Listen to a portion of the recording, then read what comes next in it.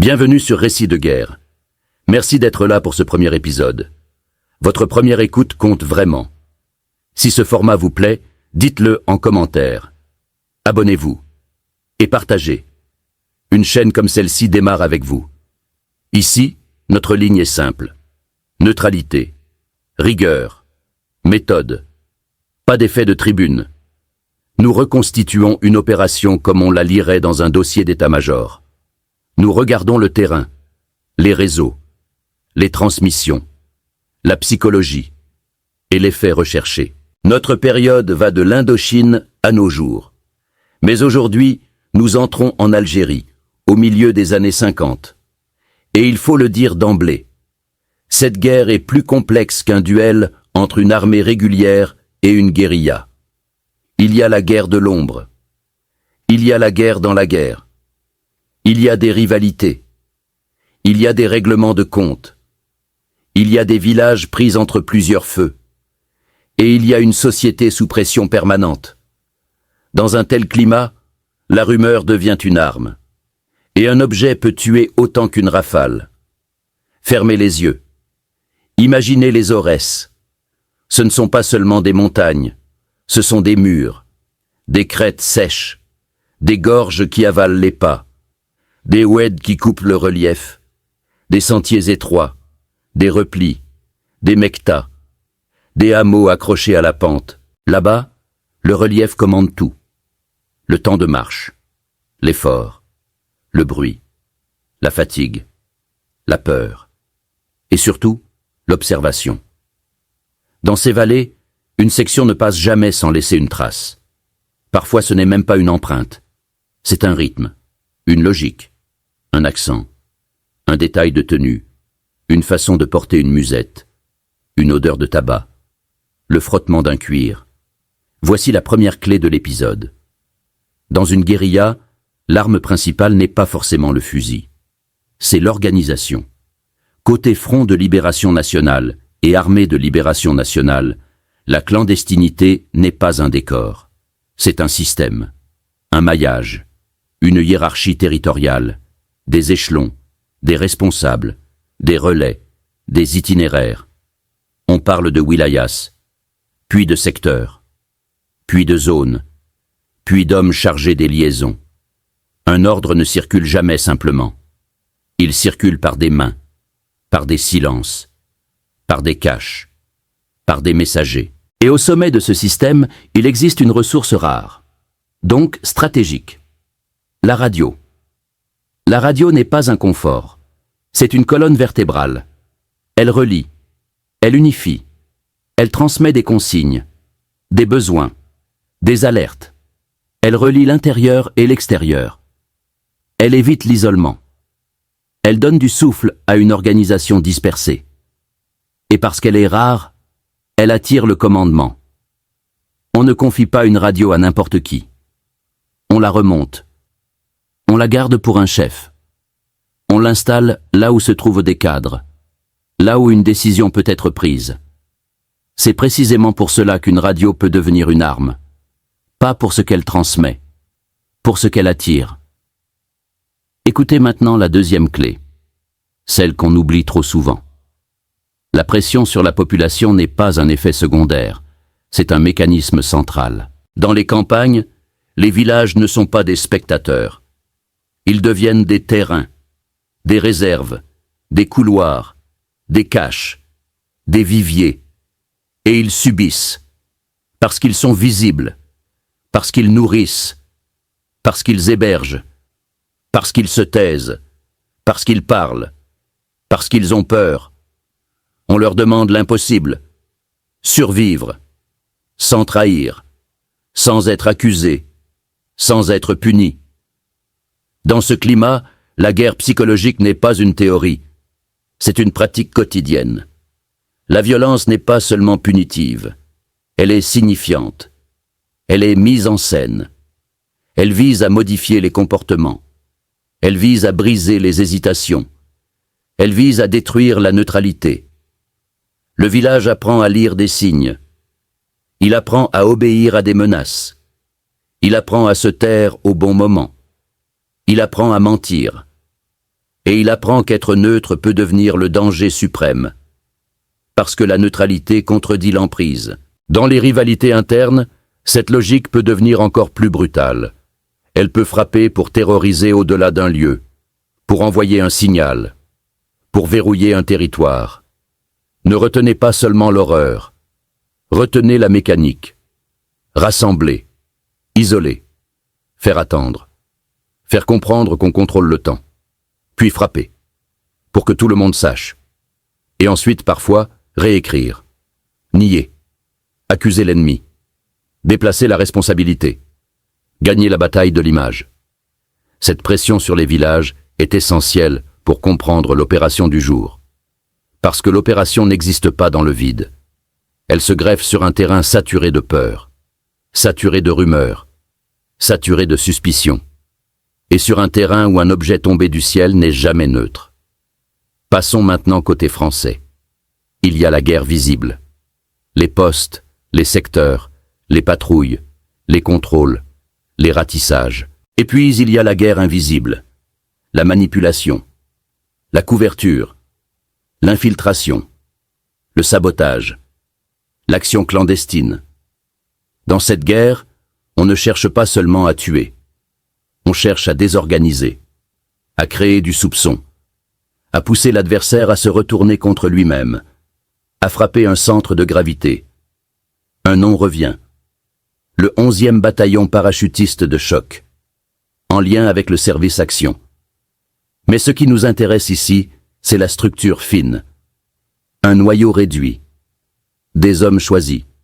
Un groupement léger, mobile, discret. Un outil calibré pour l'infiltration, pour la ruse, pour le faux, pour l'instant bref. Imaginez leur style. Pas de folklore, pas de parade. Une sobriété utile, une discipline froide. Des hommes capables de se fondre dans le décor. Et si nécessaire, de se déguiser. Nous entrons maintenant dans l'atelier, car l'opération visant Mostefa Ben Boulaïd n'est pas une embuscade. C'est un piège. Ben Boulaïd est un chef historique. Son nom est un centre de gravité.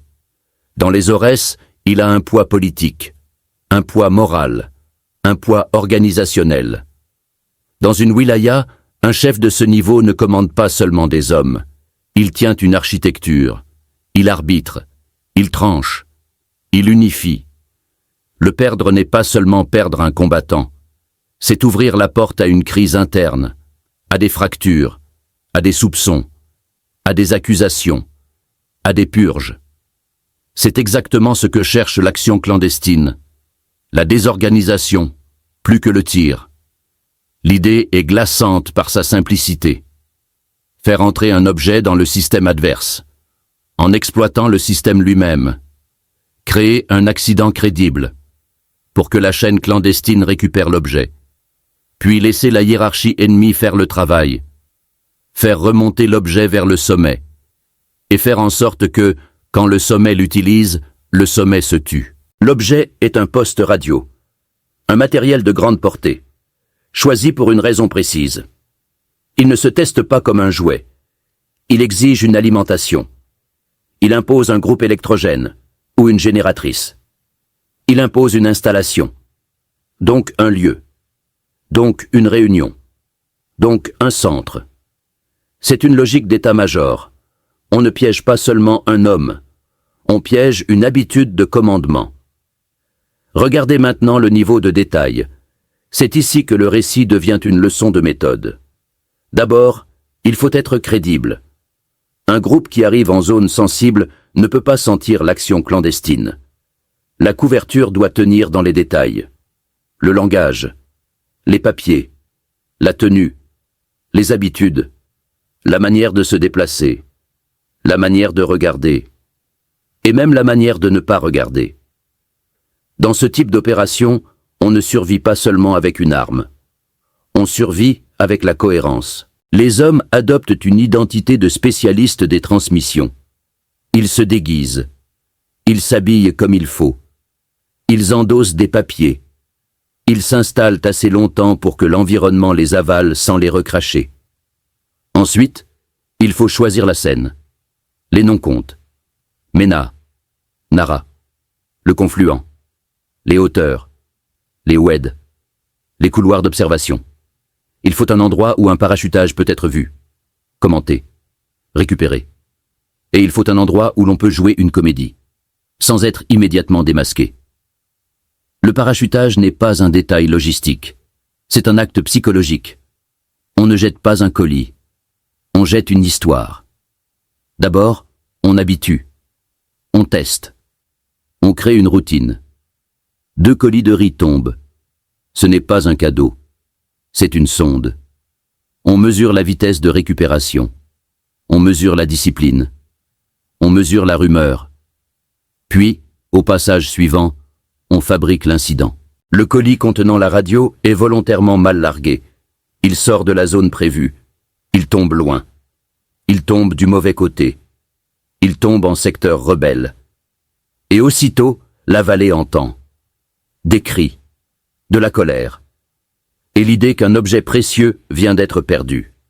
Ce théâtre n'est pas gratuit. Il vise les oreilles. Et dans cette guerre, les oreilles existent. L'écoute existe. Les informateurs existent. Les relais existent. Les guetteurs existent. Écoutez maintenant cette scène.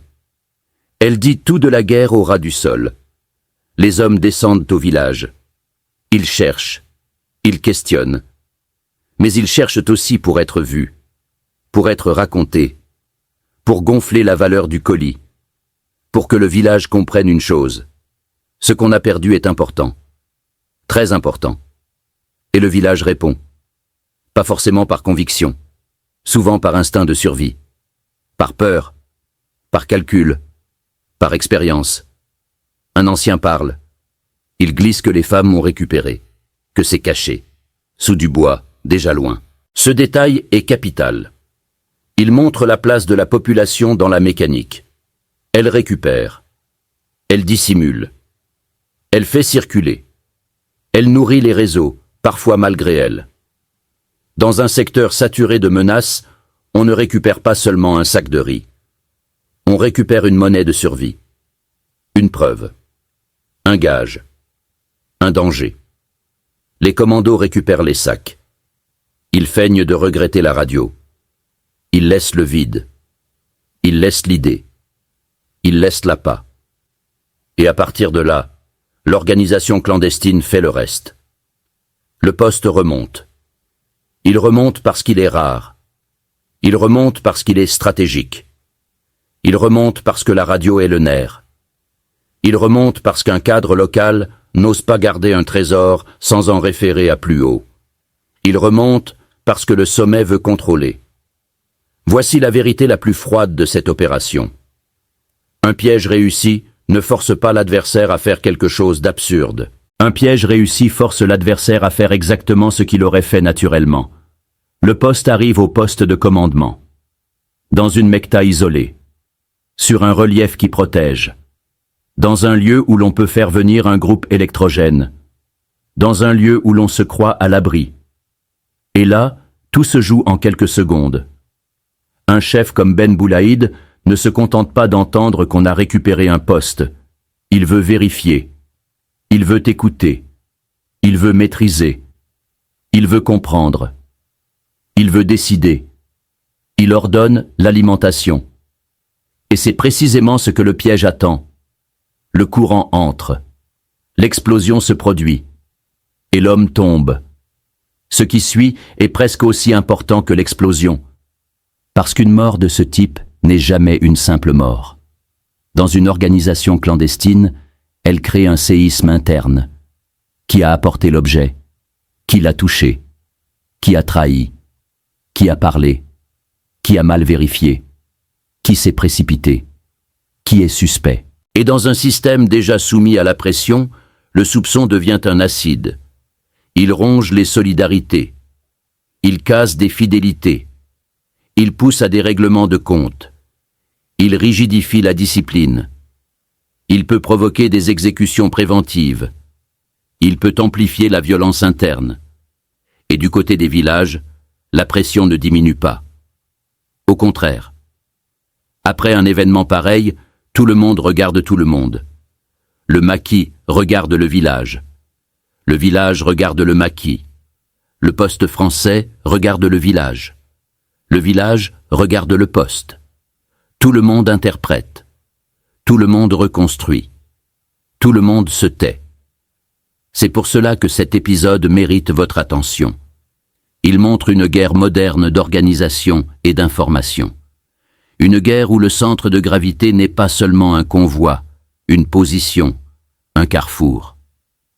Le centre de gravité, c'est la confiance, c'est la transmission, c'est la hiérarchie.